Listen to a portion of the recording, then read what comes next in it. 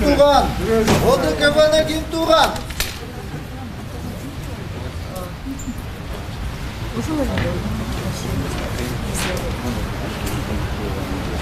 Где был ОДКБ, когда Таджикистан напал на нашу страну? Да, да.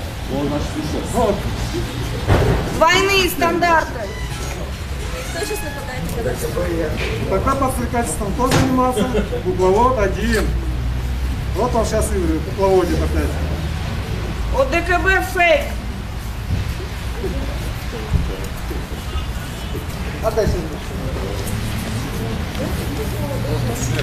Здравствуйте, дорогие подписчики Кактус Медиа. Сегодня у Белого дома проходит митинг против отправки кыргызских военных в Казахстан. Собралось около 100 человек. Мы не популисты, мы патриоты. Мы не популисты, мы патриоты. Мы не популисты. Мы патриоты! Мы не популисты. Мы патриоты! Мы не популисты. Мы патриоты! Мы не популисты. Мы патриоты! Мы не популисты. Мы патриоты! Мы не популисты. Мы патриоты! Мы не популисты. Мы патриоты! Мы не популисты. Мы патриоты!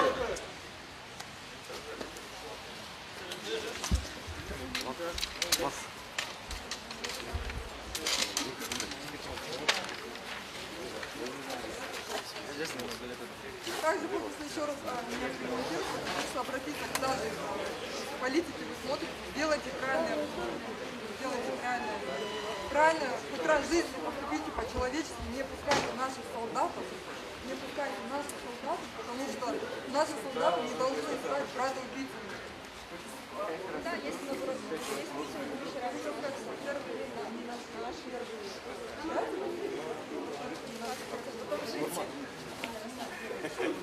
Мы против братоубийственной войны! Мы против братоубийственной войны! Мы против братоубийственной войны!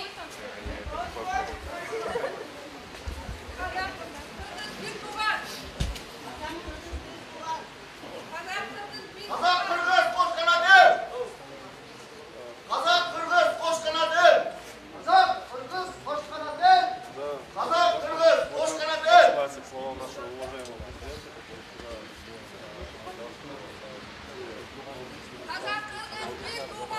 Қазақ қырғыз бір туған!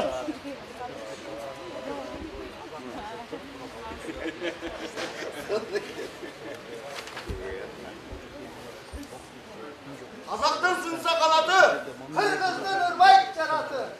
Еще раз, Баке, повторите, пожалуйста. Қазақтың сынса қанаты, қырғыздың ұрмайт жараты. Эко қош қанатын, қылымдардан бері. Жақсы, жақсы. Қазақтың сынса қанаты, қырғыздың ұрмайт жараты. Қазақтың сынса қанаты, қырғыздың ұрмайт жараты. Ай, қандай.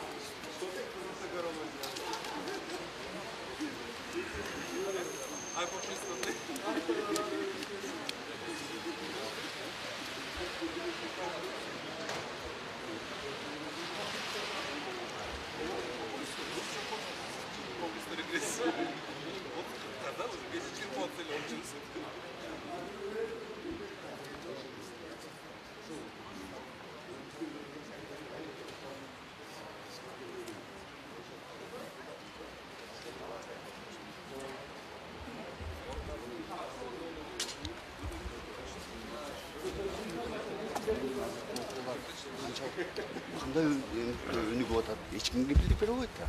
Эртең башка түрдүү болуп, биздин кыргыз аскерлерибиз бир нерселерге жем болуп калса, же болбосо Кремлдин же башка бир күчтөрдүн инструменти болуп калса, эки элдин ортосуна доо кетет да. Бул деген казак менен кыргыздын мамилеси өзгөчө мамиле. Абдан өзгөчө мамиле. Биз ошону эске алышыбыз керек. Мына ушуга чейин мына 37 биздин кылган жардамыбыз деп айтып келишет. Ушуга чейин желтоқсан окуясында биздин кыргыздардын жардамга аракет кылганын айтып келишет. Анан биз булардын баарын унутуп, өзүбүздүн улуттук кызыкчылыгыбызды да кошо унутуп, анан бирөөнүн кызыкчылыгына жардам берүүбүз дагы бул аябай чоң уят да. Себеби дегенде азыркы окуялардын аты коюла элек. Аты атала элек да, эмне болгондагы түшүнүксүз. Алматыда жанагыдай болуп атат, бирок башка жерлерде деген демократияны, парламентаризмди, адилеттикти, калыстыкты талап кылып чыгып атышпайбы? Анан биз бүгүн анан Назарбаев кетпейт деген Назарбаев кетип калды. Касым-Жомарт Токаев эртең баягы кыргыздарда сөз бар го, бектер кетет, эл калат деген. Эртең бектер кетип калса, эки эл бири-бирине кантип карашат? Биз да кошунабыз. Биз бул жака көчүп кете албайбыз. Ошон үчүн биз бири-бирибизди колдоп, биз өзүбүз 3 революцияны көргөн өлкө катары биз деген бүгүнкү күндө казак калкына үндөш, аларга тилектеш болушубуз керек да. Садыр Жапаров өзүнүн кайрылуусунда ошо айтып атпайбы? Бул жерде имараттарды эле кайтарат деп, анан депутаттарга да айтып атат, ошол колдоого чакырам депчи. Бул кайрылууну сиз кандай кабыл алдыңыз? Кандай кабыл алдыңыз? Эми ал башында мындай ошондой тилек менен барышы мүмкүн, бирок мен жанагы айткандай, бул деген ал жерде конфликт болуп атпайбы? Конфликт болду. Анан стратегиялык объекттерди ал жерде акимияттарды басып алды, башкасын басып алды. Анан эгер окуя азырына бүт Казакстан айыл көтөрүлүп атты, башка айылдар да көтөрүлүп атты. Көтөрүлүп келип өзгөрүп кете турган болсо, айылдар көтөрүлүп келип жанагы кыргыздарга жанагы имараттарды алабыз же болбосо элдик бир нааразычылык толкуну дагы ырбап кетсе, анда биздин кыргыз аскерлери эмне кылат ал жерде?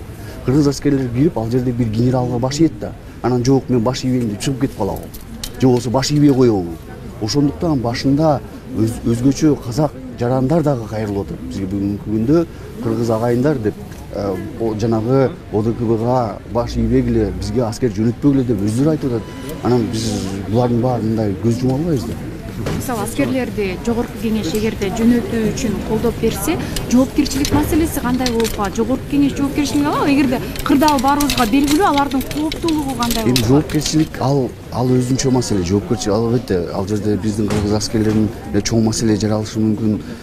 Бирок андан бул мындай келечек тарыхтыкка карай дагы аябай мындай эки элдин ортосуна доо кетип, таарыныч пайда болуп, эки элдин ортосунда араздашуу дагы болушу мүмкүн.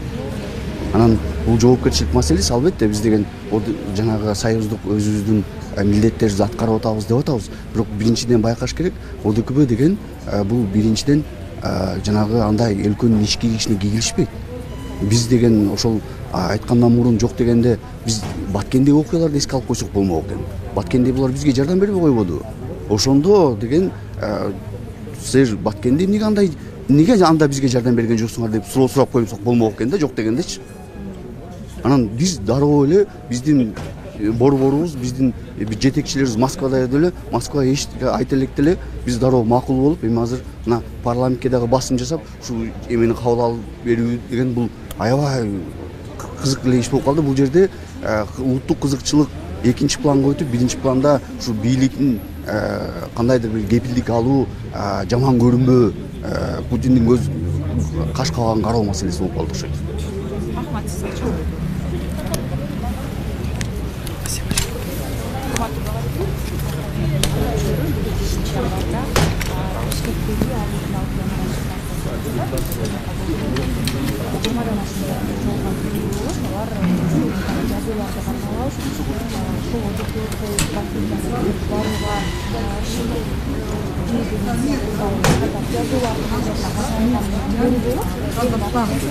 Мы не убийцы, нас Казахстан никогда на своего брата руку не поднимет. Да, вчера здесь была, вчера здесь были. К сожалению, вчера кворума не было. Сегодня заседание парламента должно начаться в 10 часов. Мы сегодня должны были снова пересечь здесь, встретиться с депутатами и поговорить с каждым. К сожалению, они с этой не заходят. Видимо, обошли, и их предупредили, через какую входную дверь проходить в зал заседания. Но меня удручает то, что ни один депутат, видя, что сегодня будут митинги, акции, ни один депутат не вышел и не поговорил с нами. И ни один депутат специально не пришел сюда.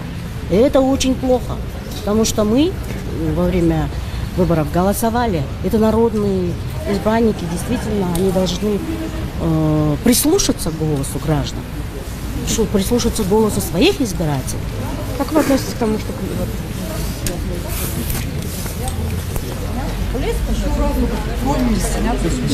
Еще раз, я тебе говорю, еще раз, ты меня хоть пальцем тронешь, улетишь сюда, блин. Берет меня за руку, пихает. Біреулер өзінің қандай десем ар кандай позицияларымен болушу мүмкүн. Азыр кимди колдойт, кандай десем ичиндеги бирөөлөр мүмкүн Россия тармакты колдошу мүмкүн, бирөөлөр батыш өлкөлөр тармакты колдошу мүмкүн, бирөөлөр Назарбаев тармакты, бирөөлөр Токаев тармакты дегендечи бул ошол ички күрөштөрдүн арасында. Бирок Кыргызстан эч качан булардын күрөшүүсүндө курал катары колдонбош керек. Анткени бирөөнүн позициясын колдойбуз деп атып туруп, биз башка тарабына душман катары калып алып калышыбыз да. Анан бул менен биз кийин дагы ошол конфликтке аралашып кетип, ичинен Кыргызстанга дагы бул кийин өтүп кетиши мүмкүн. Ошондуктан чоң геосаясий оюндардын арасында биз курал катары болбой, кийин өзүбүз дагы ошол геосаясий оюндун катышуучу катары болбой калыш керекпиз да. Кыргызстанда стабилдүүлүк керек. Кыргызстанга стабилдүүлүктүн эң негизги шарты мындай эл аралык геосаясий оюнда биз катышпаш керекпиз да. Ошондуктан ОДКБнын биздин ошол солдаттарды Казакстанга өткөзгөн болбойт. Колдойбуз десек, анда гуманитардык жардам болобу, врачтарды болобу, ошондой колдоо катары дипломатиялык кадам жасасак болот. Анан Кыргызстанда дагы өзгөчө бир мындай шылтообуз бар. Булар 2010-жылы дагы ОДКБ чакырганда дагы киргизген эмес. 2000 былтыр дагы Баткенде окуялар болуп атканда дагы алар өзүнүн войскаларын киргизген эмес, солдаттарын. Ошондуктан биз дагы паритеттик мамиле катары, прецедент катары алсак болот, айтсак болот. Мына биз чакырганда келбей койгон, биз дагы өзүбүздүн аскерлерибизди азыр жөнөтпөйбүз. Биз только гуманитардык жардам катары жөнөтө алабыз деп койсок, бизди түшүнүүгү менен кабыл алат деп эсептейм да. Ушул ЖКХудан чыгуудагы талаптар айтылып атпайбы? Нарашландысына кече да болду, бүгүн да айтылып атат. Эгерде биз бул жаатты карап көрсөк кандай? Эми бул башка маселе. Менин оюмча, азыркы эң негизги позиция биякта чогулуп аткан. Анткени арасында ар кимдин өзүнчө бир позициялар да болушу мүмкүн, бирок жалпы азыркы чогулуп аткандардын бүт баары кошулуп атканы бул биздин аскерлерди Казакстанга жөнөтпөш керек деген. Ичинен жанагы айтып аткандай, ОДКБ боюнча ар кандай позиция болушу мүмкүн. Бул уже башка плоскость да. Аны менин оюмча мындай бияктан бул башка маселе. Кече мамлекет башчысы Садыр Жапаров ошол имараттарды кайтаруу үчүн гана барат деген пикирин айтпадыбы? Эмне деп? Имараттарды кайтаруу үчүн гана барат аскерлер деп өзүнүн пикирин Фейсбукка жазбадыбы? Муну сиз кандай кабыл алдыңыз, бул тууралуу кандай? Бул жерде уже мындай бул шылтоо менен азыр кетиши мүмкүн, бирок тиякта кандай кырдаал болуп кетет? Ошол азыр бир стратегиялык объекттерге кол салуулар болсо, атыш керек болуп калышы мүмкүн. Атканда казактардын каны төгүлсө, кийин болсо ошону дагы мисалы үчүн башка массалык каражат маалыматтар аркылуу чыгарса, ошондой мына кыргыздар казактарды атып атат деген кылып чыгарса, биз кайра эле бияка конфликтке аралашып кетебиз. Анткени бул жерде айтып атпайбызбы? Тиги ар кандай азыр мындай гипотезалар бар. Бул биринчи гипотезасы Назарбаевдин кланы менен азыр жаңы президент Токаевдин жаңы командасы бири-бири менен күрөшүп атат деген гипотеза бар. Биякта бир тарапты калып алсаң дагы кийин кандай болуп кетет? Биз аралашып кетип атабыз да. Экинчи гипотеза бул жерде чоң геосаясий оюн катары Америка менен Россиянын кагылышы катары. Биз көрүп атабыз, Украинада да болуп атат, Казакстанда да болушу мүмкүн. Анткени көп мындай маселелер биякта жаралып атат да. учурунда башында митингдер чын эле аякта элдер чыккан, бирок бир учурда жанакындай курал менен чыккандардын арасында бул провокация катары да болушу мүмкүн. Ал провокацияны ким кылып атат, ким өлтүрүп атат, адамдардын баштарын ким кезип атат дегенде биякта маселе жараланат. Мүмкүн бул Назарбаевдин кланынын ичиндегилер Токаевка каршы болуп аткан бул биринчи гипотеза, экинчи гипотеза дагы атайын сырттан келген бир күчтөр катары болуп калышы мүмкүн. Эми кандай болбосун, биз эми аны азыр билбейбиз так. Ошондуктан өзүбүздүн дагы ушул конфликтке аралашканы бул туура эмес.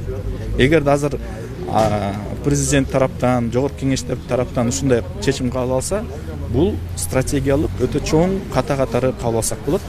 Кийин кандай конфликт болуп кетпесин, биз ошонун катышуучу болуп калабыз, активдүү.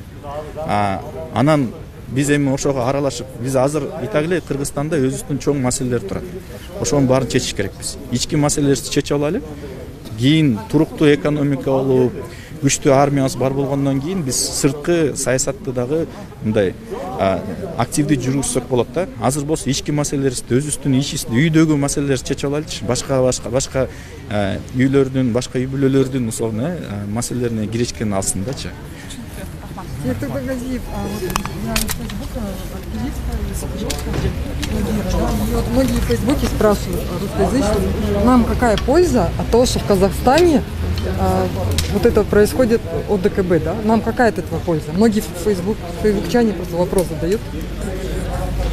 Ну, Организация договора о коллективной безопасности, там включены ряд государств. Да, как бы. Я считаю, что именно в данном конфликте Кыргызстан не должен принимать участие, потому что в отношении нас тоже такие же были вопросы, когда мы призывали во время июньских событий 2010 года, во время баткинских событий прошлого года с Таджикистаном, да, чтобы они тоже пришли и ввели какие-то миротворческие войска. Но на это мы получили отказ. Да? Соответственно, мы тоже имеем моральное право отказать на основе этого прецедента, что пусть там россияне, белорусы вводят войска, но Кыргызстан в этом участвовать не будет. Вот позиция Узбекистана, хотя они не являются членами Организации договора о коллективной безопасности, я считаю, что позиция Узбекистана очень мудрая. И они говорят, что Казахстан в силах сам решить эти вопросы. Как только, знаете, вот в психологии есть вот там вот этот треугольник, да, когда жертва, спаситель и тиран, как только ты вступаешь в эту игру, ты обязательно становишься участником всего этого. Да? Здесь мы видим то, что, условно говоря, есть тиран, есть жертва, и мы в роли спасителя, если зайдем, рано или поздно мы в этой борьбе, да, конечно, мы станем их активными участниками. Я считаю, что в данном случае казахи, казахский народ, он сам должен разобраться. Казахская власть сама должна разобраться. Я еще, знаете, вот вы согласны со мной, что вот смотрите, они наши первые туристы, это казахи. Конечно. А если сейчас, вот допустим, 5 октября мы же все здесь были, да, когда вот случились, да, вот если, допустим, 6 октября нам сказали, сейчас приедет УТКБ вас бить, казахи, мы бы простили бы казахов? Чтобы, если бы они приехали бы, вот если бы такое случилось, вдруг внутренний наш конфликт, они залезли бы и нас били бы, мы бы простили бы? Нет, конечно, нет, это будет расцениваться. Сейчас есть очень много возможностей для провокаций. Да? То есть наши войска, в случае, если они туда поедут, то очень легко раздуть конфликт дополнительный. Уже не только внутри казахстанский, но и межнациональный, межгосударственный. Как только какие-то силы еще возьмут кадры, где кыргызские солдаты стреляют в казахов, это может как бы некоторыми силами дальше интерпретироваться и раздуть вот эту тему. Как только там русские солдаты начнут стрелять там в казахов, это тоже отдельная тема. Это кыргызы стреляли, да? Не, по-разному, да, по-разному это можно интерпретироваться. Поэтому, если нас там нет, то таких оснований для интерпретации уже не будет. Да? Для манипуляции информацией уже не будет. То есть мы официально говорим, что у нас нет в этом конфликте. И Казахстан способен самостоятельно решить этот вопрос. Как бы тут есть две гипотезы. Первая — это межклановая внутренняя борьба между кланом Назарбаева и новым президентом Токаевым. Да? Мы видели это перестановки кадровые, КНБ, там, по Совету Безопасности внутри, да, то есть здесь видно, что президент Токаев хочет взять уже контроль. Если он свой народ назвал террористами, да, это второй вопрос, да, но борьба межклановая, в которой народ проигрывает сам, да, страдает. Либо это еще борьба уже на большой геополитике, да, где мы сейчас видим два центра силы, это между западным блоком и восточным блоком, условно. Жерге биздин аскерлерибизди, биздин балдарыбызды согушка өлүмгө барсын деп жиберсин деп ошон үчүн биз чогулган жерибиз жок. Силердин милдетиңер ар бир жараныбызды өлүмдөн алып калыш. А силер бүгүн деген мындай бир кайсы депутаттар ойлонуп атпайбы, мындай элге айтабыз, балким жардам бериш керек деп. Жардам бергенге жардам беребиз десеңиз элге жардам бергиле. Бүгүнкү күнү казактын эли деген бизге деген солдаттарды жибербегиле. Бир туугандарды өлтүрбөгүлө, ушул согушта катышпагыла деп кадимкидей мына ар бир эне, ар бир бала деген керек болсо ошол жерде жүргөн курсант солдаттар бизге кайрылып атат. Бизге деген солдаттарды жибербегиле, биякта деген согуш болуп атат. Балдарыңар бияктан каза табат депчи. Ошондуктан бүгүнкү жооп кеңештерге биз кайрылып атабыз. Көзүңөрдү ачкыла, мыйзамдарды окугула, эл аралык милдеттерди окугула. Окубасыңар ошону отуруп алып деген карап чыккыла. Биринчиден силер биякта мыйзам жолу менен келдиңер, мыйзам жолу менен иштешиңер керек. Эл аралык деңгээлде деген биз ООНдун мүчөсү болобуз. ООН мүчөсүндө деген бизде милдетибиз бар. Ар кандай ушундай мындай коркунуч алып келе турган, эл арасында мындай араздашууну чагылдырган маселелерге биз катышпаш керекпиз, баш тартыш керекпиз. Ошондуктан бүгүнкү күнү жогорку кеңештин деңгээлинде ар бир депутатка кайрылып атабыз. Ошо эки бир туугандардын ортосунда согушту жанжалга алып келе турган чечимди алып келбегиле, өлүмгө албайтын балдарды жибербегиле деп ошого кайрылып келип атабыз. Силер милдеттүүсүңөр ошол мыйзам жөнүндө иштегенге. Түшүнүктүү, рахмат.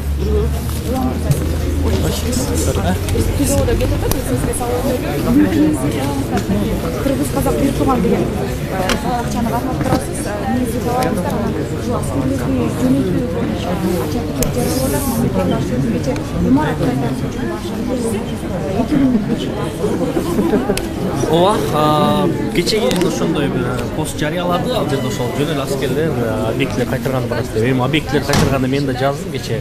Ал жерде эми агрессивдүү адамдар келгенде аскерлер мына биз силерди атпайбыз, киргиле же болбосо бизге тийбегиле дебейт. Сөзсүз түрдө кагылыш болот. Анан ошол убакта кечинде кече ОДКБнын ошол пресс службасы айтты, эгер баягы агрессивдүү кол салуулар болсо курал жарак ок атууга алар милдеттүү депчи. Анан демек ал жерде ар кандай нерсе болуп атканын эч ким билбейт. Анан ал жерде ушундай конфликттер чыгып кетиши мүмкүн да, биринчиден. Ага чейин бирок биз ОДКБнын милдети, анын уставында эч кандай бир өлкөнүн ички саясий чечимдерине же болбосо чыр чатагына аралашуу деген жок.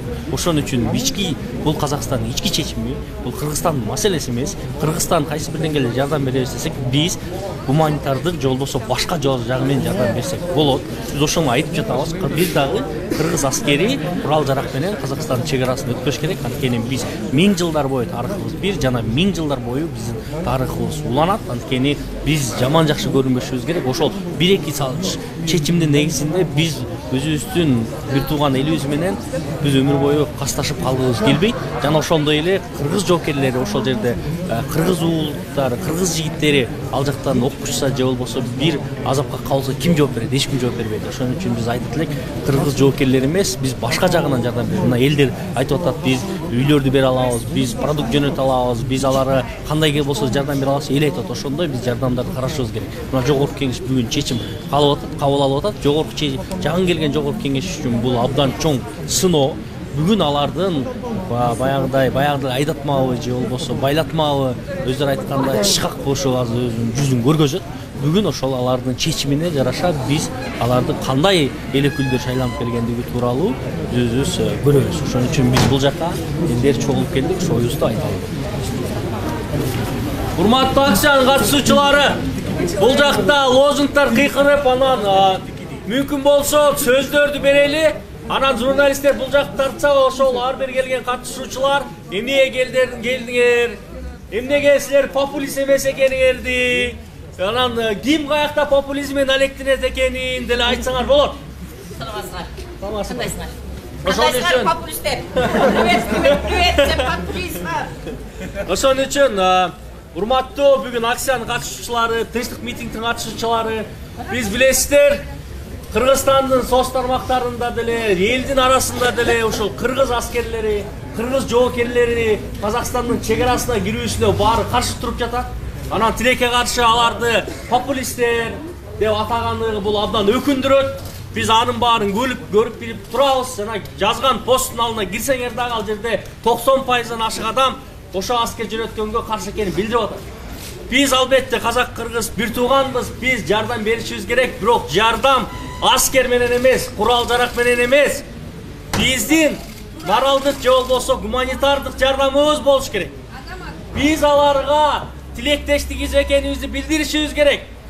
Биз алар менен эл менен биргебизби же диктатор менен биргебизби көрсөтүшүбүз керек. Ошон үчүн мына бүгүн жогорку кеңеште жыйын болуп, ошол ОДКнын жоокерлерин жөнөтүү жана жөнөтпөө боюнча сөз болуп жатат. Биз өзүбүздүн пикирибизди, оюбузду билдиргени келдик.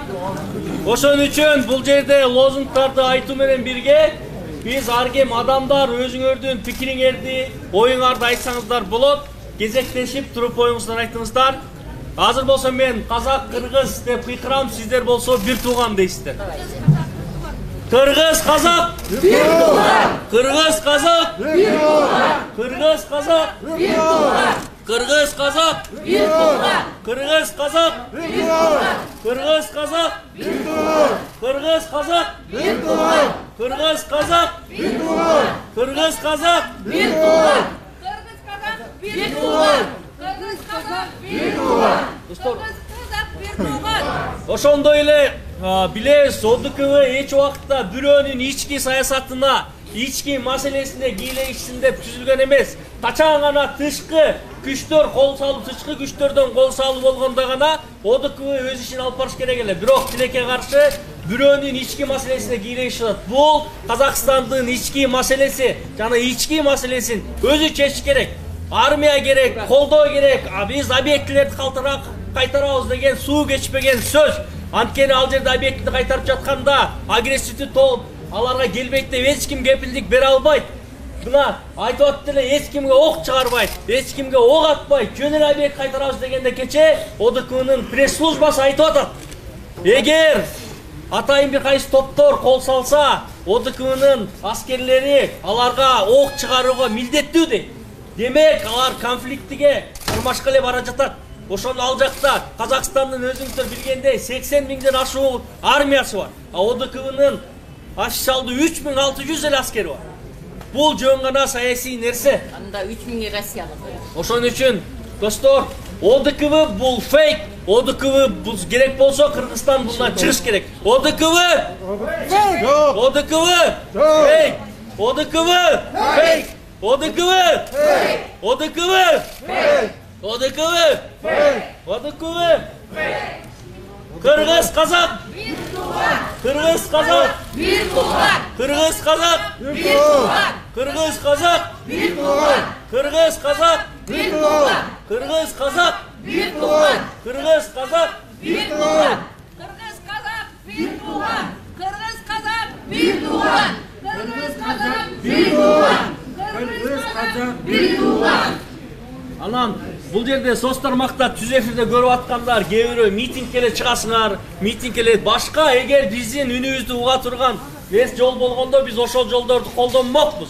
Биз соц тармактарда же массалык маалыматтар каражаттар аркылуу чыгып атабыз, бирок эч ким уккан жок. Ошон үчүн биз бул жерге келип айтууга туура келип атат. Азыр мен сөздү ошол ОДК мыйзамдар боюнча түшүндүрүп бериш үчүн адвокат Нурбек Токтакуновго сөз.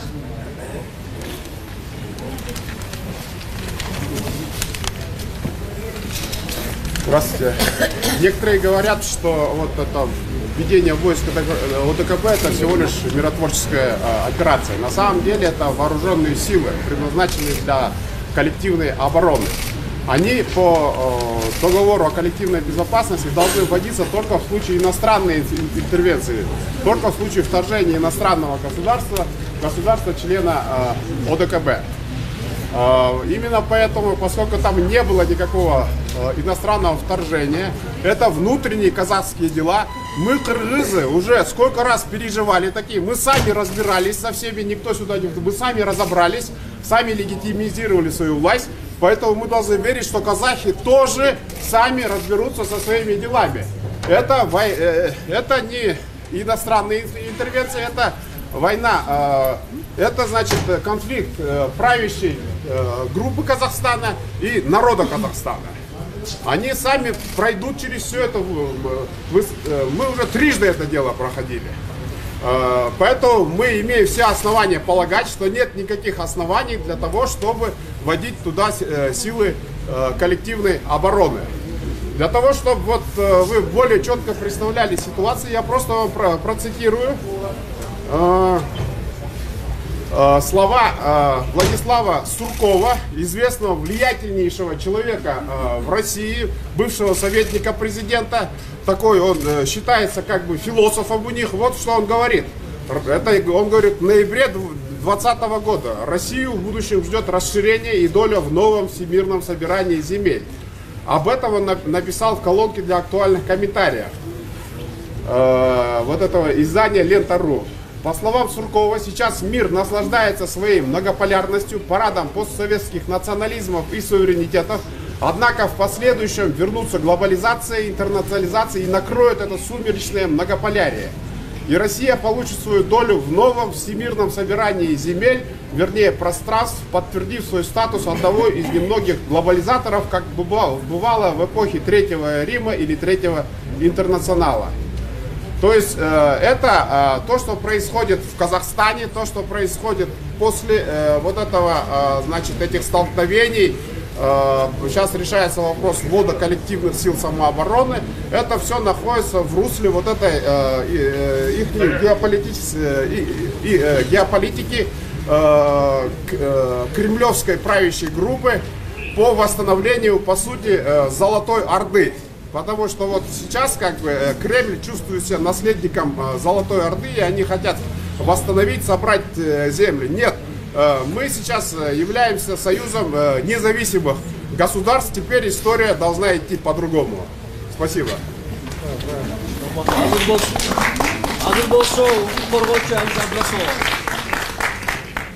Саламатсыздарбы? Популист дегенме капа болбогула, аны глава государства айтты, мен айткан жокмун дегендей, я только цитирую. Мындайда биз Казакстандагы коллегаларыбыз менен ошо 3 январдан баштап, экиси күнү биз көңүл бөлбөй калдык, бирок 3 январдан баштап биз алар менен по мере возможности байланышып атабыз. Биз аларга өзүбүздүн мүмкүн болгон кеңештерибизди, себеби Кыргызстан мындай толкундоону бир нече жолу баштан өткөзгөн.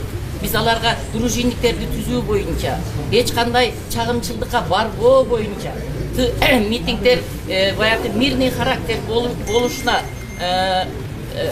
аскер кызматкерлерине, полиция кызматкерлерине кол салбоого, аларга таш ыргытпоого, аларга акарат келтирбөөгө, бардыгын мындай конкреттүү бир талаптарды коюуга дегенде ушундай бир өзүбүздүн баягы адам укугун коргоо жаатында, мамлекеттик бүтүндүк жаатында өзүбүздүн болгон кеңештерибизди айтып аттык. Бирок мен силерге ситуацияны айтып коеюн, Казакстандын укук коргоочулары эмнеге чыкпай калды? Себеби ар бир Казакстандын укук коргоочунун үйүнүн жанында полицейскийлер кайтарып туруп алышты. 4-5 январга чейин аларды үйлөрүнөн чыгарган жок. Мен кимдер менен байланышканымды айтпай эле коеюн. Алар айтып атышты. Азиз, биз чыга албайбыз үйдөн деп. Бизди чыгарбай атышат деп чырылдап турушту. Бул деген мамлекеттин эң чоң катачылыгы болду. Себеби ошондой убакта эл менен мамлекет тирешип атканда, Казакстанда бирдиктүү оппозиция, бирдиктүү лидер жок болуп аткан убакта, али активдүү жарандык коом чыгып, эл менен бийликтин ортосунда кандайдыр бир көпүрө болгонго казак бийлиги мүмкүнчүлүк түзүп бериш керек болчу. Бул биринчи катачылык болду. Казак бийлиги тарабынан катачылык болду. Экинчи чоң катачылык эмнеден болду? Жан өзөндө башталганда, Жан өзөндөгүлөр кичинекей эле бийликтин колунан келе турган гана талапты коюшту. Газдын баасын түшүргүлө деп. Андан кийин анан кулак салбай койгондон кийин, түшүрбөйбүз дегенден кийин, элге мондой кыргызча айтканда түкүрүп койгондон кийин, алар уже 4 январдан баштап анан жаңы өзөндүктөрдү башка жерлерден чыга башташты казактарда. Себеби Казакстанда 30 жылдын ичинде диктатордук режимдин башкарып турган убагында аларда көйгөй толуп калган экен. Бир гана газ эмес экен көйгөй. Аларда абдан чоң көйгөй экен.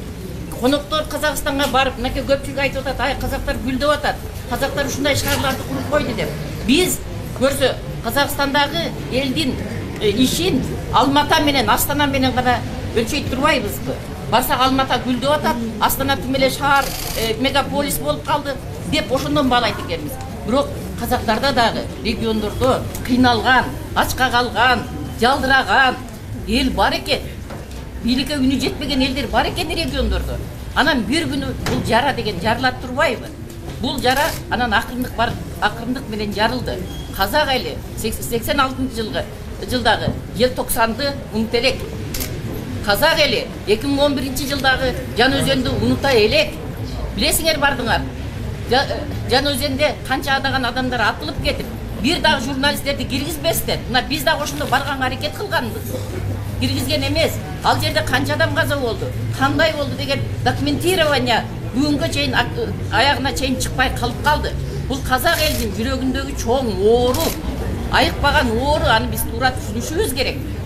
Анан кече чыкканда, мына ар жерден чыкты. Кыргызстан компактный экен. Кыргызстандан нааразычылык болсо Ош, Бишкек бири-бири менен байланыш оңой болот экен. Биз казактар менен кыргыздардын территориялык абалын, баягы талаптарын биз мындай түздөн-түз окшош деп айтпашыбыз керек турбайбы? Алар ар жерде талабы ар башка болуп атты. Бирдиктүү оппозиция болгон жок, бирдиктүү лидер болгон жок. Ушундай убакта интернет өчүрүп коюп бир суткага жатып, элдерди байланышты таптакыр жок кылып койгон бул казак бийлигинин экинчи катачылыгы. Үчүнчү катачылыгы именно бийлик тарабынан күч колдонуу башталды элге. Бийлик тарабынан күч колдонулуп, полиция менен элди кагыштырып баштагандан кийин гана эл жалданып баштады. Анан кийин өзүнүн элин террорист деп атат. Эми биз Токаев өзүнүн элин террорист дегенде, мен кече биздин мамлекет башчы бизди популист дегенде, бизди эркелетип койду деген гана ой калды да, чим террорист болгондон караганда лучше популист болуп турайын дегенде. Анан кийин мен дагы айтайын. Мына биздин макул 15 бала барсын. Макул 5 бала барсын дейт. Алар бир объектиде турат да, могу окшогон объектиде. Анан кийин баягы демонстранттар наразы болгондор келсе, алар эмне бул жерде тургандан кийин өтүп кеткиле деп бияка качып мындай өткөзүп коёбу? Же болбосо колунда курал менен атабы? Бул биринчиси. Анан кийин экинчи дагы бир маселе. Мына азыр аяка Армениянын солдаттары кирди. 200 Тажикстандыкы кирди, Белоруссияныкы кирди, Россияныкы кирди. Эми мынакей ошо 4 санап өткөндөрдү мен улукка бөлгөн укук коргоочу эмесмин. Бирок тарыхый жагы, диний жагын ушул элдердин, тил жагынан, тарыхый улуттук жагынан казактар менен кыргыздардын мамилеси менен мен атап өткөн белорус, орустар, армяндар и тажиктердин кандык байланышын казактар менен элестетип көргүлө. Биз кыргыздар ОДКБ бүгүн бар, эртең жок. Бийлик бүгүн бар, эртең жок. А казак менен кыргыз кылымдар бою жашап келаткан. Биз кудалашкан, дос, боордош, кандаш элбиз. Кыргыздар эч убакта Арменияны, эч убакта Россияны, эч убакта Белоруссияны, эч убакта Тажикстанды туурашыбыз керек эмес. Биз керек болсо ОДКБдан чыгып кетишибиз керек. Бирок эч убакта биз бир да солдатты, бир да армияны колунда курал карматып баргызышыбыз керек эмес. Колубуздан келсе ушул жерде мынакей костяк турабыз. Гуманитардык помощь уюштурайбыз казак ордошторубузга. Ошолорго мына эл аралык уюмдарга кайрылайлы. Көз карандысыз комиссиялар түзүлсүн. Барып ошол жерде иликтегенге мүмкүнчүлүк берсин казак бийлиги. Барып ошол жерде документирование кылайлы. Гуманитардык помощьтордон жардам берели. Ошол жагынан ушул жерде турган мен ишенем. Даже министр кызматкерлери макул болуп барышат. Ушундай миссия менен. Мен ишенем буга. Бирок эч убакта курал менен биз казактарга барбайбыз. Казак кыргыз бир тууган. Казак кыргыз бир тууган. Бир тууган. Азыр саясаттануучу Руслан Ахматбек. Урматтуу мекендештер, баардык эле бул жерге өзүбүздүн мекенибиздин келечеги үчүн кошуна казак калкы, кошунабыз күйгөнүбүз үчүн эле келдик. Ичинде болуп аткан окуя аябай кейиштүү, бирок биз бир нерсени унутпашыбыз керек. Биз деген суверендүү, биз деген эгемендүү өлкөбүз. Кыргыздын могу жаңы тарыхында Кыргызстан ушу элдерди жараштыруу боюнча тажрыйбасы бар. Убагында билесиңер, Тажикстанды ичиндеги кагылышкан тараптарды жараштырган. Азербайжандагы тараптарды ушул жерге алып келип жараштырган. Биз тарыхта ушундай элдерди жараштырган өлкө катары калган. Эми мындан кийин ушул эгемендүү өлкөнү бул жердеги азыркы бийлик да ушу элдин толкуну менен келген, элдин наразычылыгы менен келген, элдик бийлик. Анан элдик бийлик болуп туруп биз Казакстандагы болуп аткан окуяларда биз Казакстан элин колдошубуз керек. Ал жердеги болуп аткан окуялар бир өңчө эмес. Жанагы атышуу, кагышуу абдан жаман албетте. Бирок башка областтарында Казакстандын чектешип калган бүт азыр айыл баары көтөрүлүп атат. Ал жерде эл чын эле баягы диктаторлуга, азыркы элитага, азыркы өзүм билендикке каршы чыгып күрөшүп атат. Биз ушул убакта ставканы, биз ушул убакта колду Казакстандын элине узатышыбыз керек. Элин бийликке эмес. Эже айтпадыбы? Мына доор алмашат. Кетпейт деген Назарбаев кетти. Касым-Жомарт Токаев эртең да кетет. Ошондо биз эртең казак туугандар менен жүз карашалы. Биз эртең тарыхта буларга жардам колун сунган, аскер жиберген эмес, жардам колун сунган эл катары, кошуна катары калышыбыз керек да. Биз анткени казак менен кыргыздын мамилеси абдан өзгөчө. Биз ушул маселеде эң биринчи баягы бирөөнүн күн тартиби менен эмес, өзүбүздүн улуттук кызыкчылыгыбызды көздөшүбүз керек. Өзүбүздүн улуттук кызыкчылыгыбыз эмне дегенди биринчиден жакшы аныктап, жакшы өз ара, ич ара жакшылап сүйлөшүп алышыбыз керек. Бирок бул кошунабыз азыр. Жарандык коомуна ал жердеги жарандар кайрылып атат, кыргыз агайындар деп атат. Кыргыз агайындар бизге аскер жибербеңиз деп атат, бизге жардам бергиле деп атат. Эгер жалгыз Кыргызстандан сурасак бир жөн эле, бирок жанагыдай белгисиз бир уюмдун ичинде биз жөн эле жана кычкач барго, инструмент барго, бирөөлөрдүн кызыкчылыгы үчүн инструмент болуп беребиз ошол жерде. Маргарита Симонянын жазганын баарыбыз окудук, жардам беребиз дейт. Бирок шарт менен жардам беребиз дейт. Эмне кылыш керек дейт? Кириллицага кайтыш керек дейт. Орус тилине мамлекеттик тил бериш керек дейт. Үчүнчүсү дейт, орустарга ошол жерге тийбеш керек дейт. Эми бул деген нерсе тилекке каршы, бул бирөөнүн саясатына биз кыргыз эли туугандарыбызга карама каршы болуп калбашыбыз керек. Ошону эле эске алышыбыз керек. Болбосо биз баардык колубуздан келген жарандар, куралдуу күчтөр же башкалар баардык жардамдардын баарын беришибиз керек. Жанагы өзгөчө могу чек арадагы эмелерди алып салганы дагы абдан жакшы нерсе болду. Ушундай нерселер менен жардам берип, Айкөл кыргыз эли тарыхта бетине көз сүйкөлбөй, кийин суктанып тургандай калыш керек. Себеби деген 37-жылды дагы эле айтышат. Мына Желтоқсан окуясында кыргыздар деген жардам беребиз деп чыккан казак туугандар дагы эле суктанып, ушунчалык ыраазычылыгын билдиришет. Биз ушул багытта гана мамилебизди улантып кетишибиз керек.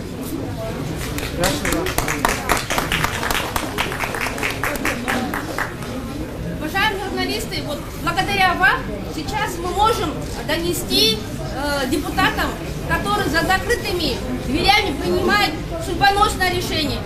Вот данный состав, новый состав. Вот мы же видим, то, что вчера они уже не пришли на заседание, не было кворума. О чем это показывает? Они уже проедают просто так все эти рабочие дни. Поэтому я хочу сейчас все не смотрят, в закрытом режиме смотрят все наши онлайн-трансляции, то, что здесь происходит. Хочу через вас обратиться. Уважаемые депутаты, так как вы новые, мы делаем такую небольшую скидку, вы в части правовой безграмотности. То, что вы вчера не пришли на заседание, это уже, знаете, вы уже предали интересы населения. Вот сегодня, пожалуйста, откройте все наши международные обязательства в рамках Совета ООН. Наш Кыргызстан является членом Совета ООН. У нас есть обязательства не вмешиваться в внутриполитические проблемы других стран, тем более соседней страны. У нас половина родственников наших живут в Казахстане. Мы уже побратимы, у нас родственные отношения с нашей соседней страной. Во-вторых, уважаемые депутаты, которые пришли в этот состав, вы не можете сейчас оглядываться по сторонам и думать, кто там на вас надавит и какие страны из стран ДКБ будут на вас оказывать давление. Вы должны принимать решения в интересах наших солдат.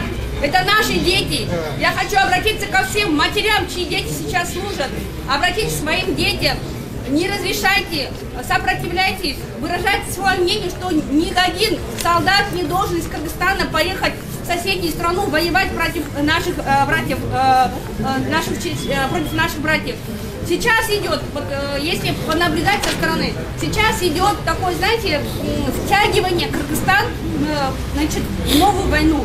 Нам это зачем нужно?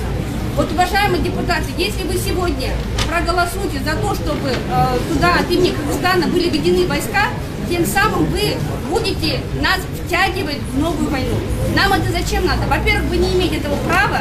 Во-вторых, вы должны посмотреть вокруг на мировое сообщество, все цивилизованное сообщество против того, чтобы Кыргызстан втягивался в внутриполитические проблемы соседней страны.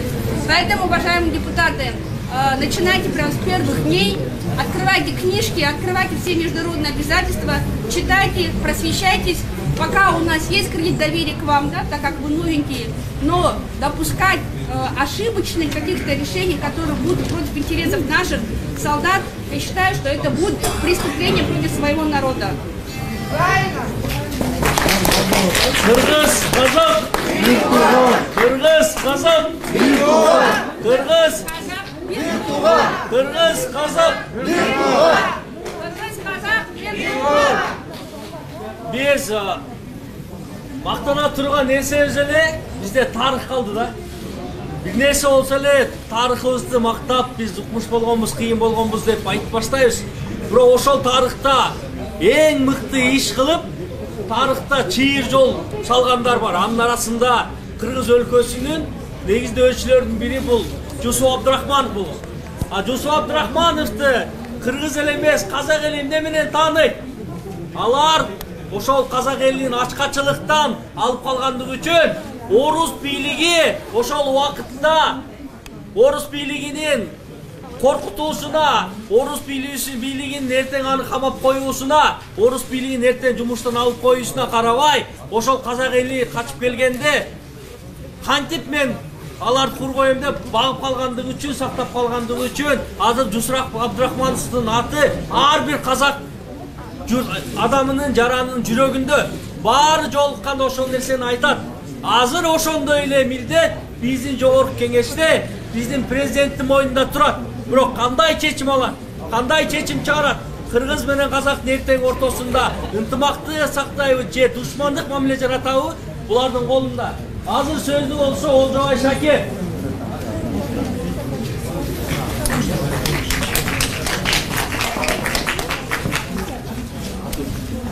Былтыр жазында баарыбыздын эсибизде чек ара маселеси сырттан агрессия келгенде ОДК унчуккан эмес. Мына ошондойдо Кыргызстанга күйбөгөн жамааттык уюмдун аракети болбогондон кийин эмнеге ушундай жагдайда биз казак Кыргыздын ортосундагы чыккынчылыкка барышыбыз керек. Токаев жамааттык коопсуздук кызматынын жардамын сураганы бул казак элине болгон чыккынчылык болду.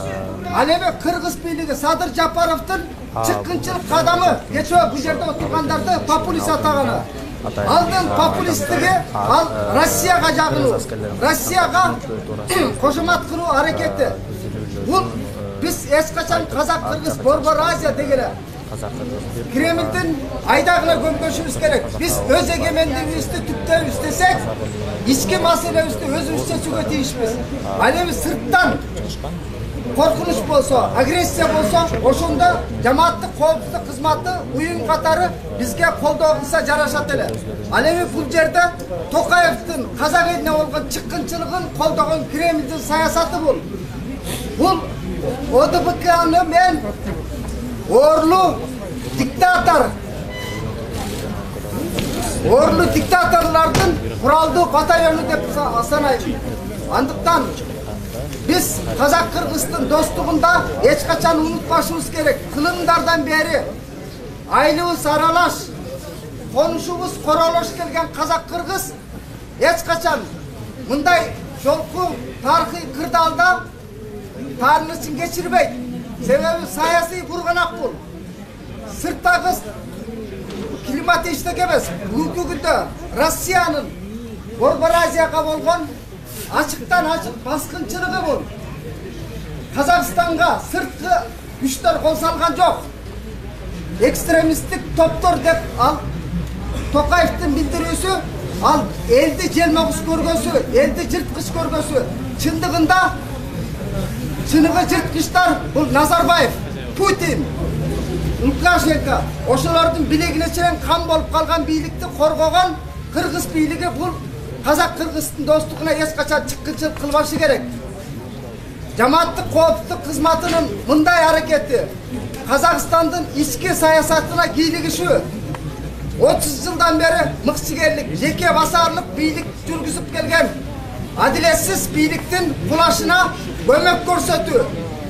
Kazakistan'ın erkin memleket bolusun kalabagan Rusya özünün tasirin görsetü için askerlik kuraldı güçlü görgöstü. Girgizdi. Bular hiç kaçan taza niyet bilen gelgen yok Kazak bordoşlarga. Bu yerde geosiyasi oyunda en birinci dirijar bu Kreml'den töveldörü. Andıktan Kırgız eli şunu düşünüge deyiş. Alemi parlamentin bugünkü çeşimi kanday olur. Bu öte okut aldı. Eğer on jagına çeşilbese, on jagına degenim Kırgız askerlerin Kazak bordoşlarga jönötpö. Biz Kazakistan'a birer yardımımız maraldık kolda. Mına o yerdeki geçen Sadır Japarov aytkan bulardı ülkörday toptu populist atavatad. Anın populistlige Kazak-Kırgız'ın dostluğuna çıkkınçılık. Eğer parlament bugün oşunday çıkkınçılık kadamga barsa bular murunku parlamentten burada möhnötü kıska olup kalışı mümkün. Azırkı beylikti möhnötü mından kıska olup kalışı mümkün. Azır Kırgızistan eli junu jumşak orundan kozgolbay oturgandır mümkün. Biroq adiletlikti suygan el Kazak-Kırgız üçün hiç kaçan kaydıger bolboyt. Kazak bul. Kazak beni Kırgız bul koş kanatta el. Kazaktın kanatı sınsa Kırgız'ın jürögündeki jaratı ırbayt. Biz oşol jaratı ırbatı olsak har bir Kırgız beker oturbayt. Suğuna karabayt. Kışıragan kışka karabayt. Sebebi bir uç toptun çeçimi menen Kazak-Kırgız'ın takdiri çeçilmesi gerek. Kazakistan'da bugünkü başına gelgen suno erten bizge gelbeyt degenge kepildik yok. Sebebi Borboraziyaдағы stratejiyalik çoğ mayliga Kazakistan'a Rusya'nın gözü kısarıp durgan sayasat akırkı vaktarda Kreml'in bulbuldarının oğusuna daima aytılıp gelet. Territorialdık kızıkçılık var. Orus beyligi daima tarihta karamızlar. 18. 19. 20. kırımlardan beri bular baskınçılık sayasat жүрgüzüp gelgen. Biz Borboraziyanın, Kafkas'ın elleri, degerek Kımışı kuramındaki ellerden bari bu Kreml töveldörünün tutkulunda kalgan el biz. Biz şunu Orus kulçuluktan, Orusçul ansezimden kutulmayın, biz öz arbayımızda es kaçan жүрgüs albayız. Biz egemendikten, erkindikten barkına, bağısına düşünmeyiz. Andıktan har bir Kırgızstan'dık kaydıger kalbaşı gerek. Mümkün bugün bu yerde bir uç el top olup durgandır. Bir uç top görünüyor mümkün. Mümkün bular populist görünüyor Sadır Japarov'ga. Biroq çınıgı жүрөгүнөн kuygan. Kazak-Kırgız'ın geleceğini oylagan. Kazak'ın takdirine kaydıger emesler oturat bu yerde. Çındap gelgende populistler Oğul Agüydin içinde oturat. Hoğundun en ıplas çöyrösü, Hoğundun en ıplas katmarı Agüyde oturat. Mına biz 30 yıldan beri maraldık cevapkerçilikti sezmegen populistlerden takdirinden Kırgızistan, Kazakistan, Tacikistan, Özbekistan, Türkmenistan uşunday diktatörlerden yeke üybülölük başkaruunun tutkundan çıkmaya geldik. Andıktan biz tarihi kırda aldık, yaratabız desek, biz unuttuk kayra jaralı sezimiz uşundaydan oygonuşu gerek. Tarihi kırdal daima başımızdan sılavay, kan tögület, ört çıkat. Arganday sınavlarda Kazak-Kırgız tılımdar boyu sınbay gelgen. Andıktan bu jolku içki sayasatga kiyiligi bu Rusya'daki diktatör çaldardın gana baş orusu. алардын Россиянын империялык таасири, империялык оорудан чыкпаган орус шовинисттеринин саясаты. Бул бизге боор ачыгандан, жаны күйгөндөн эмес. Булар Россиянын таасирин дүйнөгө көрсөтүү үчүн жасаган гана агрессиясы. Кыргыз казак передаваш керек. Тура. Бек Турасановтар. Урматтуу мекендештер, бүгүнкү күндө бул маселе кыргыз менен казак менен маселеси эмес. Бул маселе дүйнөдө эркиндик менен, демократия менен, авторитаризмдин, диктатурасынын ортосундагы күрөш. Ушул күрөш дүйнөдө бүгүн казак талаасында жүрүп жатат. Биз ошону эске алышыбыз керек. Biz Борбордук Азияда эркин демократиялык өлкөбүз деп айтабыз. Биз 3 жолу коррупциялык бийлик кураткан элбиз. Бүгүнкү күндө ошол элдин күчү менен келген бийлик биздин бир тууган казактарыбызга өз элин аткан коррупциялык 30 жылдан бери элдин жонун сыйрып, элди эзип, элдин эсебинен байып келген олигархиялык Назарбаев, Токаев'тың топты колдоганы, ошолардын бийлигин сактап калганы бүгүн биздин парламент, биздин армияны жөнөткөн турат. Менде Казакстанда өтө көп тааныш досторум бар. Күнү чалып отуруп экинчи байланыш алдым. Бир нерсени эске алышыбыз керек. Казакстанда бүгүн Назарбаев каршы эмес. Казакстандын эли прогрессивдүү жаштар, патриоттор, интеллигенциясы бүгүн бирге баштады. Казакстанда улуттук боштондук кыймылы башталды. Булар Путин жөнөткөн армияны оккупанттар деп жарыя кылышты.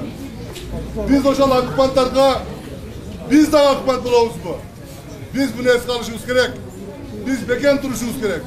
Эгерде бүгүн биздин парламент кыргыз армиясы Казакстанга жөнөткөнгө макулдук берсе, анда биздин парламент кыргыз элине, кыргыз мамлекетине чыккынчылык кылган болот.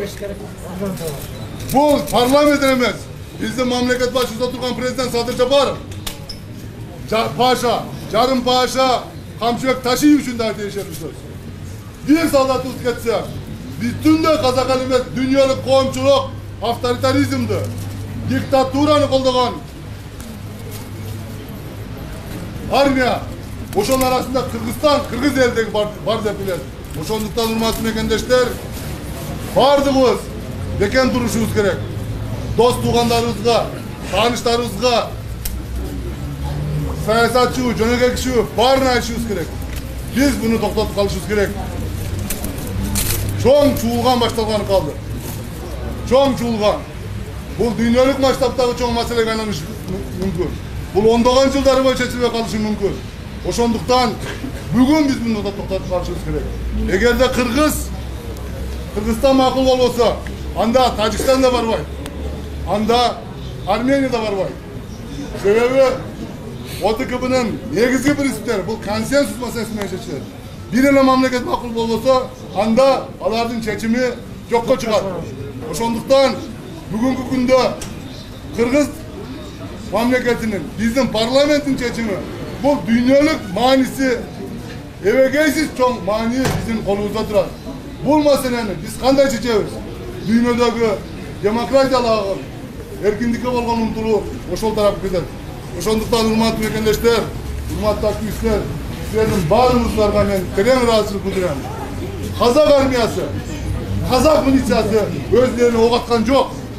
Ошондуктан Назарбаев менен Токаев Путинден жардам сурашты. Өздөрүнүн бийлигин, байлыгын коргош үчүн. Мен ойлойм, кыргыз бийлиги дагы, кыргыз армиясы дагы, милициясы дагы өз элине ок аткан эмес. Кудай буйрса, биз казактар менен бирге болобуз. Жакшылыгында да, жамандыгында бирге болуп келгенбиз. Мындан ары да бирге болобуз. Рахмат. Биздин балдардын каны төгүлбөш керек. Рахмат Бектур байке. Неме? Урматтуу акциянын катышуучулары, арабызда спикерлер бар сүйлөйбүз деген. Ошол спикерлер бул жака келип, акырынан очередке туруп, кезекке туруп, бири-бирден чыгып, ынтымакта жашнагай акцияны өткөрөлү. Азыр айта кетчү нерсе, урматтуу достор, азыркы акциянын Бүтүн мөөнөтү азыр жогорку кеңештин отуруму бүткөнгө чейин болот. Жогорку кеңеш кандай кабыл албасын, биздин бийлик кандай кабыл алып, биздин аскерлерди жибереби, жибербейби? Бул белгилүү маселе. Алдын ала кечээ күнү бизге жыйынтыктардын белгилүү болгону биздин президентибиз Садыр Нуркожоевич Жапаровдун өзүнүн Facebook баракчасына жазганы да. Ал жерде баардыгы түшүнүктүү. Биз жиберебиз, депутаттар каршы эмес, бизди колдоп бергиле деп атат. Ошон үчүн мен айтып кетет элем, азыр жогорку кеңештин депутаттары ушул биздин эфирлерди көрүп, чечим чыгара албай жаткандар бар. Ошолорго айтып кетет элем. Бүгүн тарыхый учур. Казак элине биз кандай жардам беребиз? Чынында элин атканга жардам беребизби? Же өзүбүздүн моралдык, өзүбүздүн кандайдыр бир материалдык колдоолорубуз менен жардам беребизби? Бул чыныгы жардам болуш керек. Ошон үчүн биздин аскерлерди жиберердин алдында өзүңөрдүн добушуңарды берердин алдыңарга бардыңарга айтып кетет элем. Бүгүн силер тарыхый чыныгы элдик өкүл болосуңарбы? Же элчиме өкүл болосуңарбы? Бүгүн билинет. Ошон үчүн урматтуу акциянын катышуучулары, мен дагы бир жолу айтып кетейин. Биздин азыркы бийлик, биздин президентибиз ачык эле билдирип атат. Элдин айтып аткан үнүн булар популисттер. Силер менен эч качан эсептешпейбиз. Биз өз каалаган саясатыбызды жүргүзөбүз деп атат. Бул эмнени айтат? Бул ошол Токаевдин азыркы кетирип аткан катасы, өзүнүн элине болуп аткан чыккынчылыгы, бул биздин бийликтин алып аткан опыту да. Ачыгын айтыш керек. Эртең Кыргызстанда кандай жагдай болуп кетет, эмне болуп кетет? Өзүбүздүн күчүбүз келбей калат. Келбей калышы мүмкүн. Келбей калса биз да ошондой жардам сурап, ошол эле ОЗКБны, ошол тышкы күчтөрдүн жардамы менен элди базалабыз деген максаттары бар. Мен кайрылып кетет элем. Бул тарыхта абдан кечирилгис, абдан чоң ката болот. Ошон үчүн эскерге келгиле. Депутаттар казактар менен кыргыздардын ортосунда эч кандай талаш тартыш жок. Биз бир тууган элбиз. Биз аларга кол суналы. Биз материалдык жардам берели. Биз моралдык жардам берели. Бирок ички саясатына кийлигишип, ошол диктаторлор чогулган өлкөгө жардам берип, биз көбүнчө айтып келебиз. Борбор Азиядагы демократиялык эң алдыңкы өлкө бизбиз деп мактанабыз. Бирок иш жүзүнө келгенде баардыгын тескери кылабыз. Ошол демократиялык коомду түзөбүз деп аткан казак жаштарына, казак элине жардам берип, моралдык жактан алдыга созуунун ордуна биз ошол диктаторлорго кошулуп, ошол диктатор өлкөлөргө кошулуп, биз ОЗКБ деген каяктан бир чогулган диктаторлордун уюмуна менен биз аскерлерибизди жиберген жатабыз. Бул тарыхый ката. Урматтуу акциянын катышуучулар, баардыгыңыздар тынчтыкты сактоого суранып кетет элем. Провокаторлор жүрө тарабызда көрүнүп атат, ошон үчүн провокация калтырбай акырдан четинен спикерлер мына сүйлөйүн дегендер бар экен, акырын четинен келип очередь менен мына модератор менен ынтымакты өткөрөлү бар. Депутаттар бир тууган. Депутаттар ката кетирбегиле. Арабызда жүрөт. Мына бизде милиция кызматкерлери келип айтып атат, рахмат. Ушул тынчтыкты бизге орнотуп бергенге, ушул жерде баардыгыбыздын коопсуздугубузга чара көрүп аткандарына баардыгыбыз ыраазычылык билдирип кетели. Рахмат. Экинчиден, арабызда жүргөн провокатор мас адамдар менен көбүрөөк мындай сүйлөшпөй, акырын четке милицияга айтып, жакшынакай тынч өткөрөлөр. Здравствуйте. Мы с товарищами из Херсонца тоже пришли поддержать протест против введения наших войск в составе ОДКБ. Молодцы! Молодцы! Мы возмущены тем, что происходит в Казахстане. Громче. По сути, произошла Громче, ага. рабочая забастовка же на зоне. Повторение событий 2011 года, когда там расстреляли просто рабочих нефтяников тогда. Сейчас они снова восстали. На этом фоне происходит все протесты.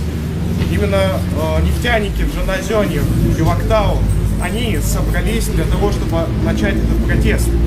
Какие силы сейчас пользуются протестом, неизвестно. Что происходит точно в Казахстане, неизвестно. Мы точно знаем однозначно, что там идет рабочий протест.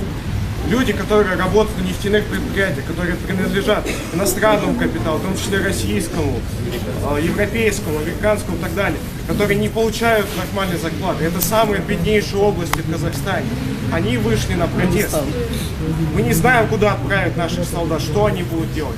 Российские войска защищают интересы российского капитала там. Они будут защищать именно то, что им нужно. Нашего интереса никакого там нет. Если мы даже не можем солидаризироваться хотя бы с людьми, которые вышли за то, чтобы у них улучшились условия жизни, для того, чтобы у них улучшились условия труда, мы хотя бы не должны дать возможность этому как-то противодействовать хотя бы с нашей стороны. Это то малое, что мы хотя бы можем сделать. В России активисты пытаются выйти также, пытаются помешать вводу войск ТКБ. В России всех винтят абсолютно, всех, кто выходит на пикеты,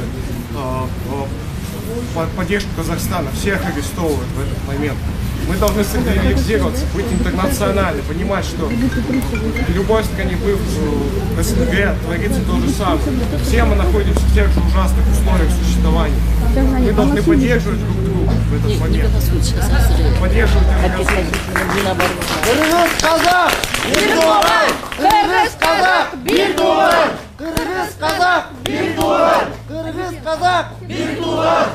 Посылаем отцов и детей и мирать ужасных чертей. Горит казахская граница, кыргызский солдат не убийца. Зовут отряды с ОТКБ, тогда нам нужно выйти из него уже. Мы революцию совершили, значит не будет умирать в казахском горниле. Цены на газ повысили, на забастовку выйти решил. Это значит закон нарушили, значит террористы в парламент зашли. Кыргыз казак, бир тууган! Кыргыз казак, бир тууган! ОДКБ'дан чыгыш керек!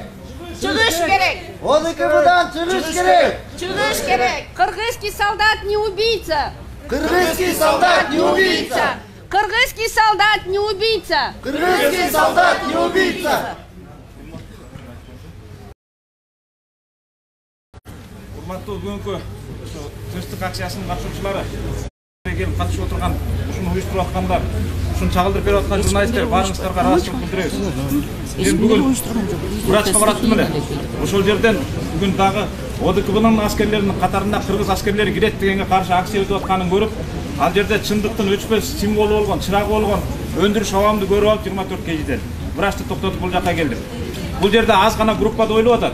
Бирок мага окшогон, бизге окшогон шаарда, республиканын ар кайсы жеринде миңдеген жаштар, миңдеген жарандар бүгүнкү күндө ОДКБ'нын атынан кыргыз аскерлери Казакстанга киришине каршы. Себеби биринчиден кыргыз казак бир тууган экени бул эзелтеден келаткан аксиома. Кыргыз менен казак ар дайым кыйынчылыкта бири-бирин колдоп келген. Маселе эмес, анда-санда суу талаш, жер талаш маселелер болуп турган. Бирок бул бытовой нерсе. Бирок качан башына күн түшкөндө кыргызды казак, казакты кыргыз колдоп келген бул тарых. Эсиңерде болсо керек, 1986-жылы желтоқсан окуяларында Казакстанда каргашала окуя болуп, ошол кезде Назарбаев КГБ'нын начальниги болуп турган Алматы областы боюнча. Желтоқсан окуясын уюштуруучулардын бири болгон, өзү органдын кызматкери болуп, органга каршы, Колобинге каршы саясат жүргүзүп, элди көтөрчү кайра элди аскерлер менен аттырып кырдырып жиберген. Анда да геноцид болгон. Мына ошол адам бүгүнкү күндө диктатор болуп, бийликтин бийик чокусунда туруп алып, бүгүнкү күндө Казакстанда өтө адамзатка каршы, казак элине каршы чоң кырсыктуу иштерди кылып атат. Ошону биз көрүп туруп бүгүнкү күндө казак элинин бүгүнкү күндө акыбалын биз да жакшы билебиз. Мен Казакстанга көбүрөөк каттап турам. Ал жакта көп досторум бар менин да, тааныштарым бар. Ал жактагы адамдардын жашоосун жакшы айырмалай билем мен да. Мен мындай бул жактан отуруп айтып аткан жерим жок.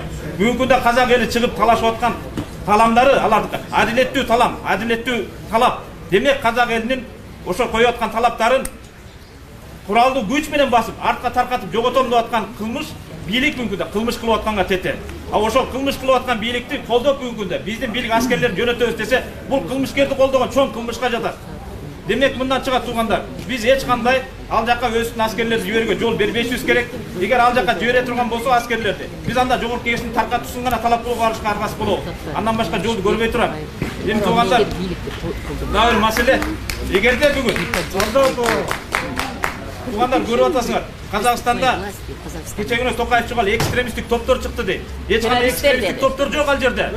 Экстремисттик топ ал жерде Токаев менен Назарбаевдин топтору элине каршы кылмыш кылып ататалар. Бейгүнө элди кырып атат. Эсиңерде болсо керек 2010-жылы ушул жерде Баки бизди курал менен аттырганда. Ошондо да биз ок көчөбүздү ошол жерде ок косоң жерде отту кечип, жанында кан төгүп, кан сурап жаткан өзүнүн жарандарыбызды, өзүнүн мекендештерибизди сүйрөп чыгып больницага жеткизип аткан күндөр болгон. Ошол күнү бизге со стороны ОДКБдан жардам болду беле? Болгон эмес. Себеби биздин ички ишке кийлигишпейбиз деп туруп беришкен. А бүгүнкү күндө эмнеге биз Казакстанга кийлигишибиз керек? Туура ошондой эле багытта, ошондой эле маанайда бүгүнкү күндө Казакстан ички ишине кийлигишпеш керек. Өзбекстандын президенти Мирзиёев кече билдирди. Биз Казакстандын ички иштерине кийлигише албайбыз деди. Мына башка өлкөлөрдүн президенттери дал ошондой гана Мирзиёев азамат. Позицияга барыш керек. Мирзиёев азамат. Эми ОДКБ жөнүндө кыскача айта турган болсок, ОДКБ формально эле турган, өзүңөр билесиңер, Кремльде турган бир тике орус бийлигинин уюшулуу кылып койгон мындай ширмасы. Биз орус элине каршы эч кандай пикирде эмеспиз. Бирок орус бийлиги бүгүнкү күндө өтө бүлгүнгө салып жатат. Бүгүн алар өздөрүндө чыккан ушундай эркиндик талашкан жаштарды, адамдарды басынткан аскерге кесип, Белоруссияга, Казакстанга, эми Кыргызстанга алып келатат. Биздин колубузда калган единственный байлыгыбыз ушу, биздин эркиндик талашылган, чындыкты айтылган акыбалыбыз. Биз бул чындыкты бул позициясы эч качан эч кимге тепселете албайбыз. ОДКБнын аскерлери Казакстанга киришине каршыбыз. Рахмат.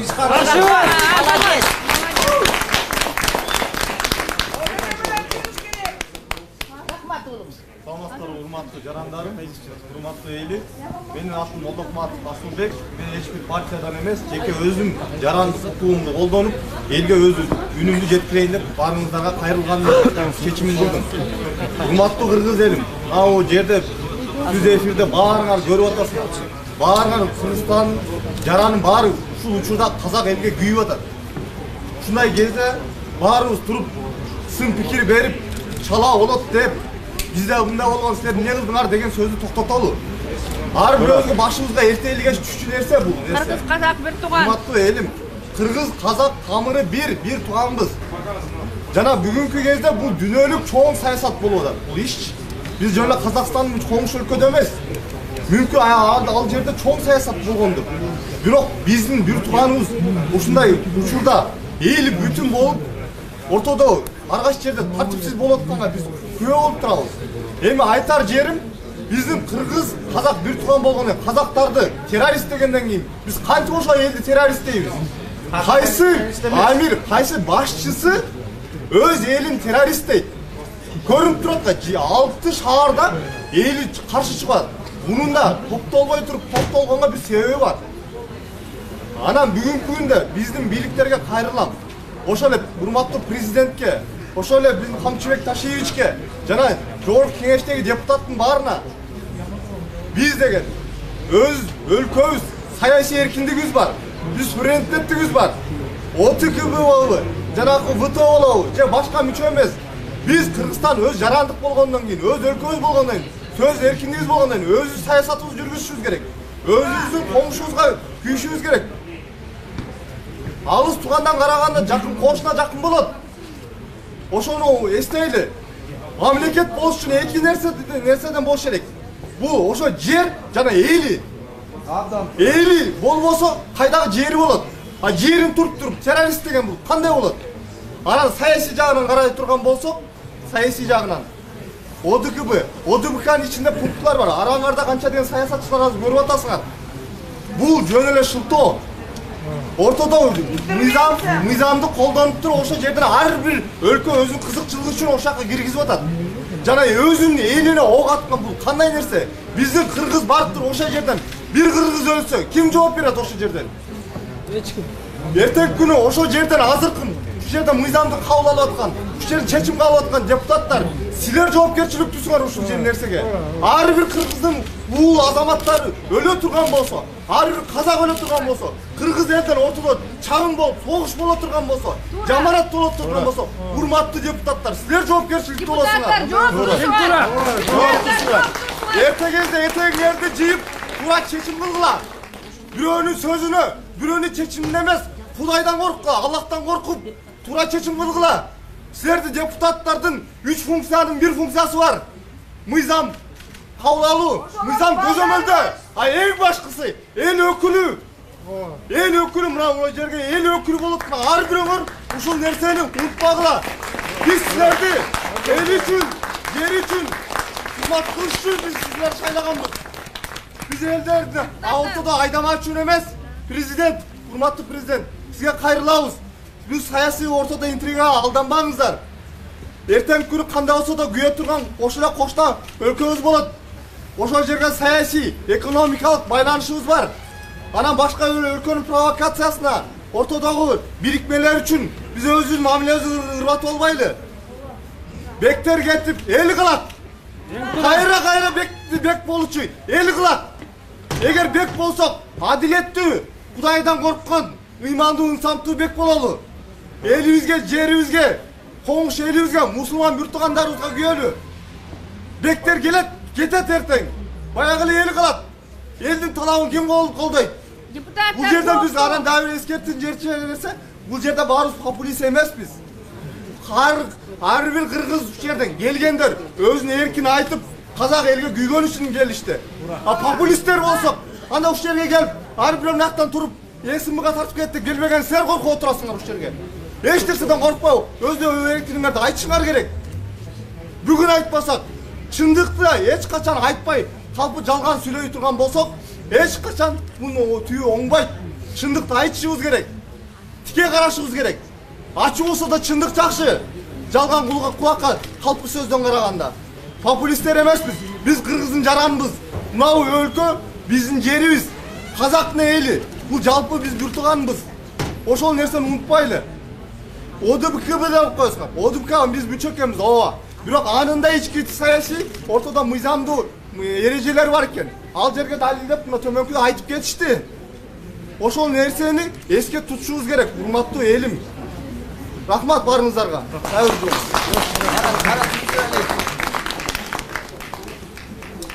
Абдан сонун сөздөр айтылып атат. Бул жерде чогулганыбыздын себеби абдан туура болуп атат. Депутаттарга көрсөтүшүбүз керек. Элдин үнү кандай бар экен. Депутаттар ошончолук каалап атса, өздөрү барышсын. Уулдарын жөнөтүшсүн. Элди ким коюшсун? Дагы айтып коебуз. Казак элине сабырдуулук, тынчтык, жакшылык каалайбыз. Биз өткөн жолду Кудайым каалабасын, бирок балким силер өтүп атасыңар. 2005-жылы бизде да мародерчулук болгон. Эл өз бийликтерине каршы чыкканда биздикилер ошол убакта казак бийлиги жапкан. Дайыма чегараларды жапчы. Анткени эркиндикти сүйгөн кыргыз элин казактарга тарап кетишин каалаган эмес, эч качан каалачу эмес. Бирок казак эли ошол убакта да бизди дайыма колдочу. Дайыма бизге баа берчи. Азыр силерге казак элине баа берип атабыз. Азаматсыңар. Анткени өзүңөрдүн элиңерди тоноп аткан бийликтерге каршы чыктыңар. Дайыма ошол бийликтер бизди кыргыздарды мокочо көрсөтүшчү. Булар мародерлор, булар баскынчы деп. Азыр болсо өз элин террористтер деп атап атышат. Бирок тарыхта калды. Мисалы 100 жыл мурда биздин ата-бабаларыбызды, жерибизди, элибизди коргон ата-бабаларыбызды басмачы деп көрсөтүштү. Азыр тарых бүт баарын ордуна койду. Азыр өз элин террорист дегендери ошолор өздөрү качып жоголушат. Казак эли өзүнө жакшылык келет, бүт баары жакшы болот. Ишенебиз. Силерге болсо сабырдуулук, тынчтык каалайбыз.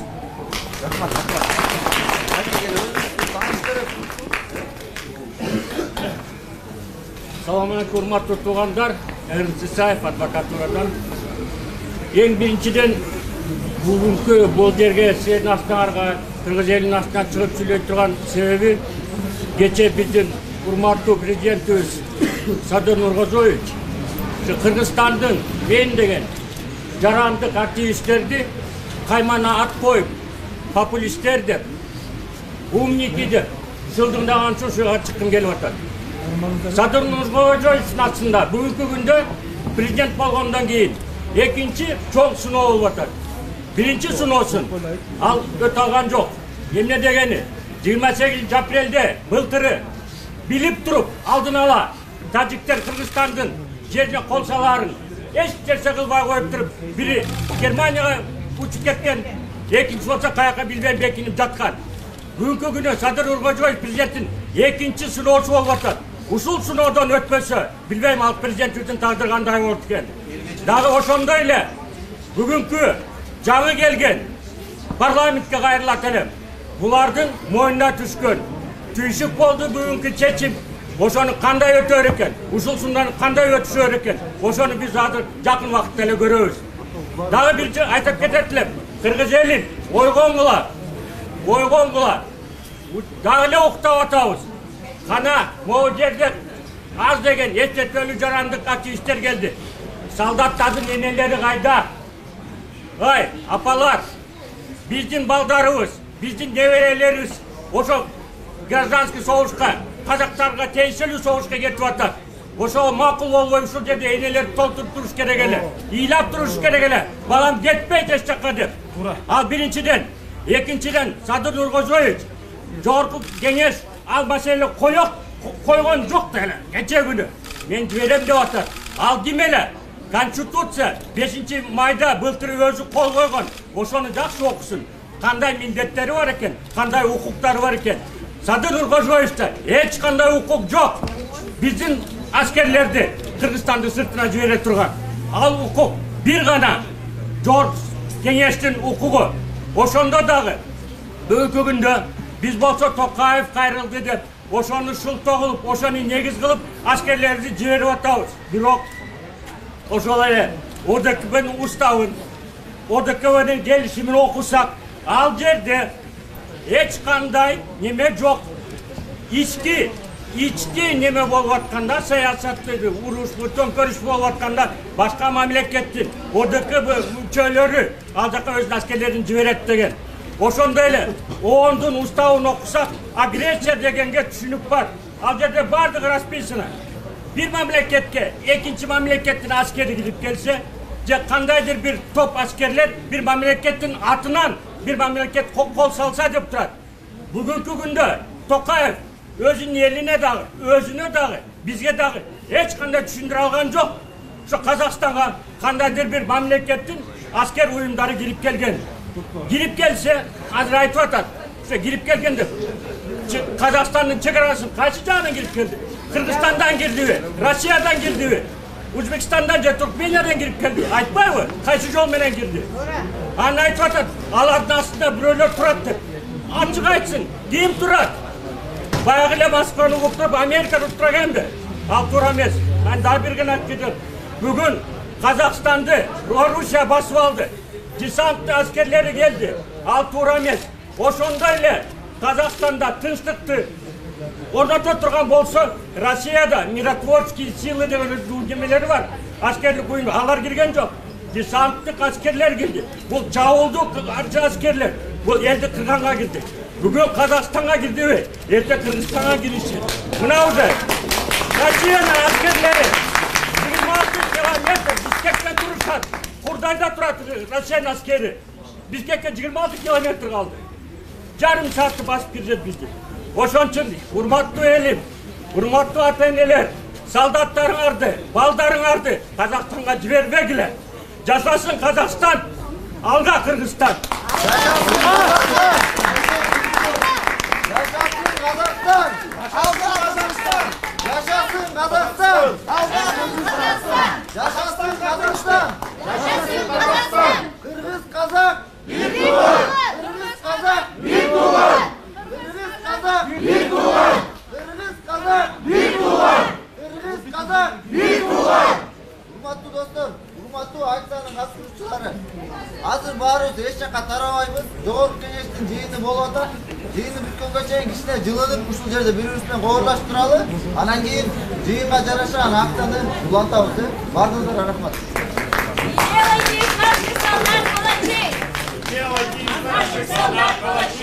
Горит казахская граница, а кыргызский солдат не убийца. Кровью бастующих улицы залили. Это вы цену такую за газ заплатили.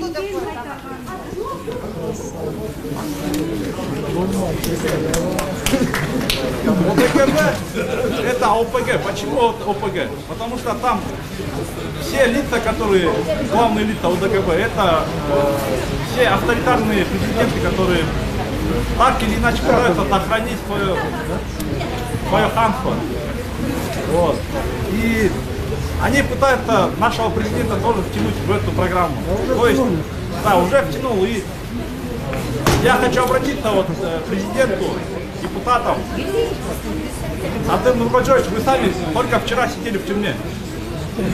Только сами вчера сидели в тюрьме, и вас также вот так народ собрался и вытащил из этой тюрьмы. Казахстан на данный момент пытается как-то лишиться этого тоталитарного режима. И вы сейчас пытаетесь помочь этому тоталитарному режиму подавить народ. Я думаю, вам должно быть стыдно, потому что если бы не народ, вы бы до сих пор сидели бы сейчас на зоне. Да. Вы должны сейчас выбрать, или вы будете вместе с тоталитарными правителями, то есть которые силой пытаются подавить народное восстание пулями, вы сейчас пытаетесь их как-то поддержать.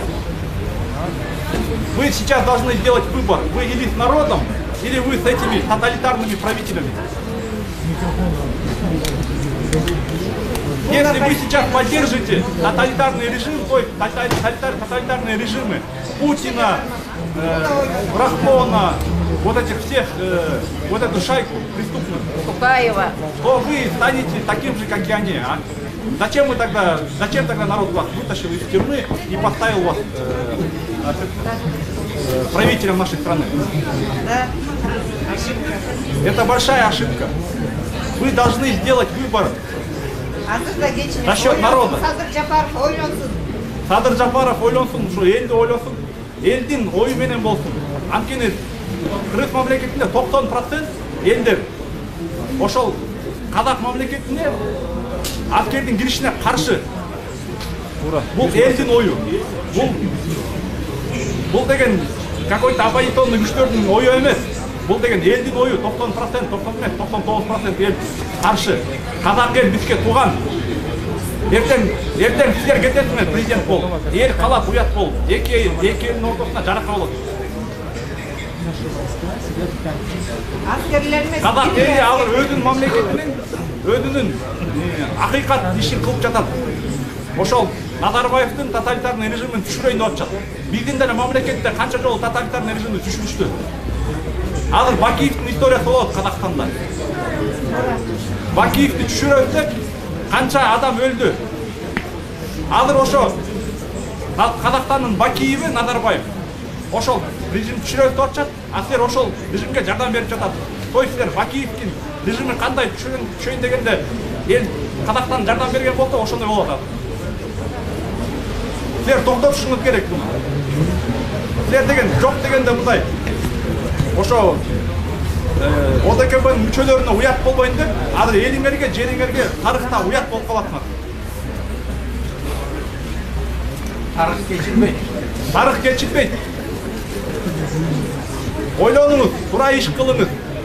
Мындай кичине болсо да өзөк болуш керек. Силер эгер жаңы президент болсоңор, Кыргызстанга президентке жаңы алып келем десеңер, силер өзүңөрдүн оюңар болуш керек. Силерге өзүнүн ойлорун тиги Путин же башкалар наслаждать этсе, ошону ойлой эле жүрө берсеңер керек. Силер аларга баш ийбей, өзүңөрдүн оюңарды, өзүңөрдүн политикаңарды жүрүшүңүз керек. Эртең Путин туалетке тегсе, силер да туалетке тегересиңерби? Биз деген өз алдынча политика жүрүш керек. Силер эгер Кыргызстанды өзгөртөм десеңер, башкача политика жүрүшүңүз керек. Мына мисалы Эрдоган деле Европа менен, Америка менен кол сузуп, мамиле түзүп жүрөт. Бирок анын кызыкчылыктарына каршы бирдемке чыгып калса, ал ошол Америка менен деле, Европа менен кызышып түтүшө берет. Анткени анын өзөгү бар. Сиздин да өзөгүңүз болуш керек. Туура. Ошо туура иш кылган. ОДКБ! ОДКБ! Путин, Рахмон, Назарбаев, вы не президенты, вы кровавые президенты. За вами нет правды. Рано или поздно ваши режимы падут, потому что люди, свобода всегда будет на первом месте. Все, это все. Жизнь бумеранг. Жизнь бумеранг.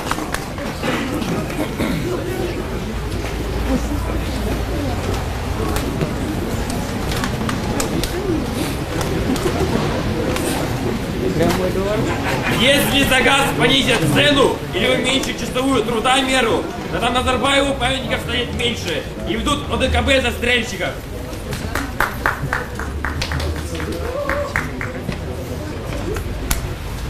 Да нет, просто.